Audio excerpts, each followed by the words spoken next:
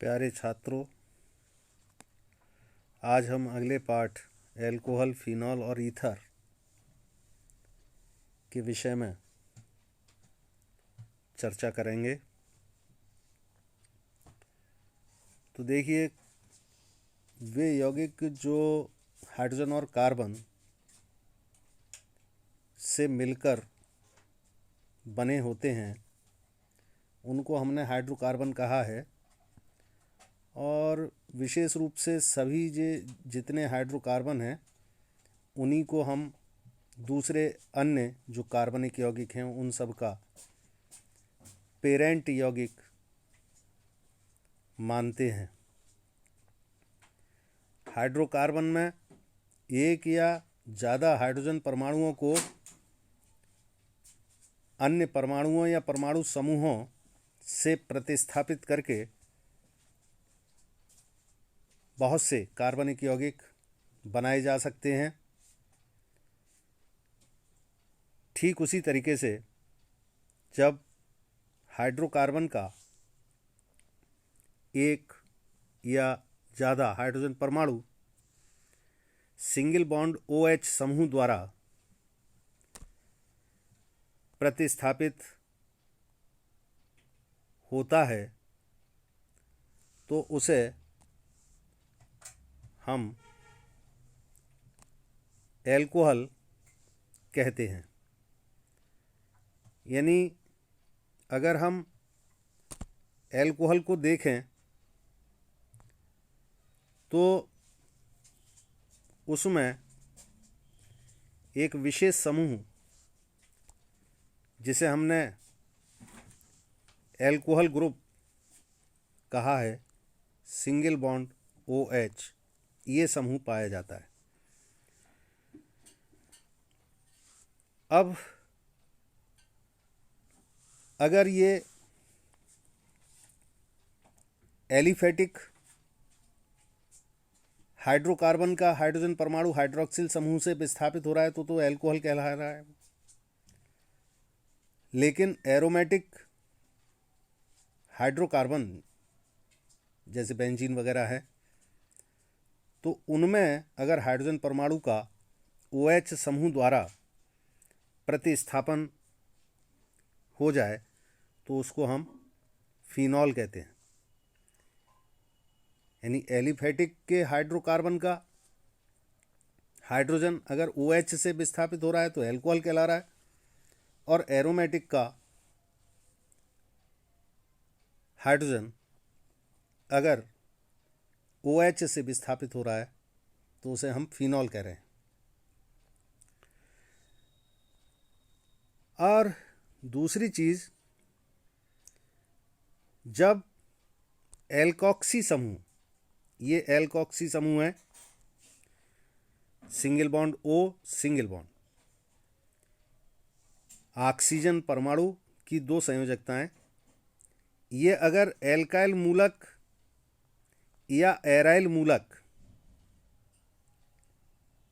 Alkyl मूलक का मतलब CnH2n+1, एक बॉन्ड खाली, इससे जुड़ी हों, या एराइल मूलक का मतलब बेंजीन रिंग, एरोमेटिक रिंग, और एरोमेटिक रिंग से कोई संयोजकता जुड़ी हो, तब ऐसी कंडीशन में ये ईथर कहलाएगा।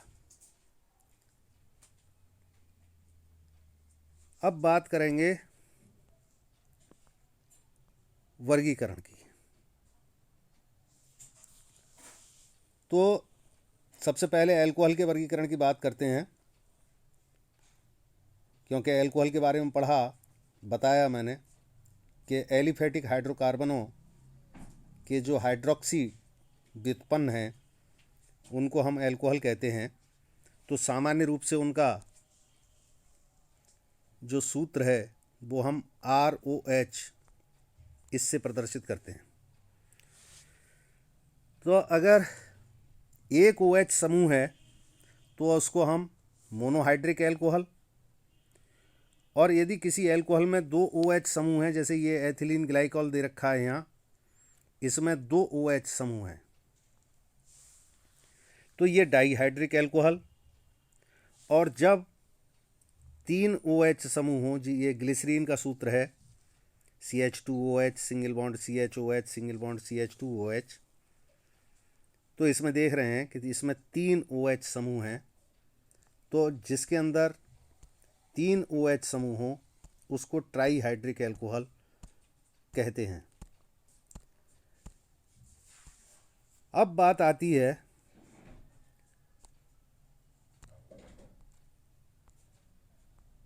कि एल्कोहलों को, जो मोनोहाइड्रिक एल्कोहल हैं, अर्थात जिनमें केवल एक ही OH समूह है, उन्हें पुनः हमने बांट लिया। एक कंडीशन ये है कि जब sp3 कार्बन परमाणु से OH समूह जुड़ा हो, अर्थात ऐसे कार्बन परमाणु से जुड़ा हो OH समूह जो सिंगल बॉन्ड वाला हो, तो वहाँ 3 स्थितियाँ हो सकती हैं। पहली स्थिति जब वो 1 डिग्री कार्बन परमाणु से जुड़ा हो, और 1 डिग्री कार्बन परमाणु के बारे में मैंने बताया कि वैसा कार्बन परमाणु जो एक साइड अन्य कार्बन के साथ जुड़ा हुआ है, केवल एक और उस कार्बन परमाणु से कोई भी ग्रुप लगा हुआ है, तो ऐसे कार्बन परमाणु को हम 1 डिग्री कहेंगे। डेफिनेट सी बात है कि जब इसकी संयोजकताएं पूरी करेंगे 1 डिग्री कार्बन परमाणु की, तो चूंकि एक संयोजकता से पीछे ये कार्बन परमाणु से जुड़ा होगा और एक संयोजकता से ये किसी ग्रुप से जुड़ा होगा, तो ऐसी कंडीशन में इसकी 2 ही संयोजकताएं शेष बचेंगी, दैट इज CH2। यानी CH2 से जब जुड़ा हो तो उसे हम प्राथमिक एल्कोहल कहेंगे। और अगर वो 2 डिग्री कार्बन परमाणु से जुड़ा है, 2 डिग्री का मतलब है कि ऐसा कार्बन जो 2 साइड अन्य कार्बन परमाणुओं से जुड़ा हो और उससे कहीं OH समूह जुड़ा हो, तो डेफिनेट सी बात है कि इस कार्बन परमाणु की 1, 2, 3 संयोजकताएं पूरी हो गई, एक संयोजकता बची, तब ये कंडीशन आएगी, मानी CH के साथ जब OH जुड़ा हो, तो इसे द्वितीयक एल्कोहल, और इस कार्बन परमाणु को 2 डिग्री कार्बन परमाणु कहा जाता है, और ऐसे एल्कोहल को द्वितीयक एल्कोहल कहते हैं। ठीक इसी प्रकार अगर 3 डिग्री कार्बन परमाणु से OH जुड़ा हो, 3 डिग्री का मतलब ऐसा कार्बन जो 3 साइड अन्य कार्बन परमाणुओं से जुड़ा हो, तो ऐसे कार्बन को हम कहते हैं 3 डिग्री कार्बन एटम। तो डेफिनेट सी बात है कि इसमें एक ही संयोजकता बची होगी और उससे भी कोई ग्रुप लगा होगा, जैसे यहाँ पर OH ग्रुप की बात कर रहे हैं, तो ऐसी स्थिति में वो 3 डिग्री होगा और तब वो कहलाएगा तृतीयक एल्कोहल। तो ये थी मोनोहाइड्रिक एल्कोहल जब sp3 कार्बन एटम से OH समूह जुड़ा हो, तब 3 प्रकार के हो सकते हैं, एक प्राथमिक, एक द्वितीयक और तीसरे तृतीयक। एक दूसरी कंडीशन एलाइलिक एल्कोहल के बारे में, जब कहीं भी sp2 कार्बन परमाणु से अगला वाला कार्बन परमाणु, यानी sp2 वो होगा जिसमें डबल बॉन्ड होगा, तो डबल बॉन्ड वाले से, ये डबल बॉन्ड वाले एक कार्बन ये है और एक कार्बन ये है, इन दोनों से अगला वाला कार्बन ये वाला, इससे OH लगा हुआ है ये, तब वो एलाइलिक एल्कोहल है। ठीक इसी प्रकार से यहाँ पर ये डबल बॉन्ड वाला है, इससे अगला वाला, इससे अगला वाला ये वाला कार्बन, इससे OH लगा है, तो ये भी एलाइलिक एल्कोहल है। तो ये एलाइलिक एल्कोहल कहलाता है। अब एक है, जब बेंजीन रिंग के अंदर देखेंगे तो बेंजीन रिंग में प्रत्येक कार्बन द्विबंध वाला कार्बन है, अर्थात वो प्रत्येक कार्बन sp2 संकृत है, क्योंकि हर कार्बन से एक डबल बॉन्ड लगा हुआ है। तो चाहे यहाँ का कार्बन हो, चाहे यहाँ का कार्बन हो, चाहे कहीं का भी कार्बन हो, हर कार्बन द्विबंध वाला है, मानी हर कार्बन sp2 संकृत है। तो sp2 संकृत से अगले वाले से अगर एलिफेटिक मोनोहाइड्रिक एल्कोहल में अगले कार्बन से एल्कोहल समूह मानी OH ग्रुप लगा है तो उसको एलाइलिक कहा था। लेकिन यहाँ पर अगर ऐसा है कि इस रिंग से कोई और कार्बन यहाँ पर जुड़ा हुआ है और उसके साथ में OH समूह लगा हुआ है, तो ऐसी स्थिति में ये इतना पूरे का पूरा बेंजीन रिंग जो थी वो बेंजाइल कहलाता था। तो ऐसे एल्कोहल को हम बेंजाइलिक एल्कोहल कहते हैं। बेंजीन रिंग के अंदर अगर अगले कार्बन से जो साइड चेन का कार्बन है उससे मानी ये कार्बन sp3 ही संकरित है जिससे OH समूह जुड़ा हुआ है, तो इसे बेंजाइलिक एल्कोहल कहा जाएगा। अब अगली चीज़ ईथर। ईथरों में दो प्रकार में है, एक सरल ईथर या सम्मित ईथर और एक मिश्रित ईथर या असममित ईथर। क्योंकि ईथर का ग्रुप जो है वो मैंने अभी बताया था शुरू में, ये वाला ग्रुप ईथर का है।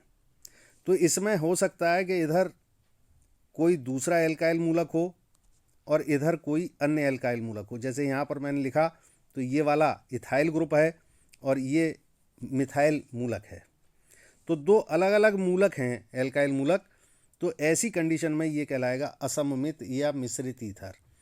और अगर ऐसा ना होकर के कहीं ऐसा है कि ये दोनों सेम एल्काइल मूलक से जुड़े हुए हैं तो वो कहलाएगा सरल ईथर या सममित ईथर। तो इतना आप लोग याद कर लें। और इसमें दे रखा है कि प्राथमिक द्वितीय की ये प्रश्न करें। धन्यवाद।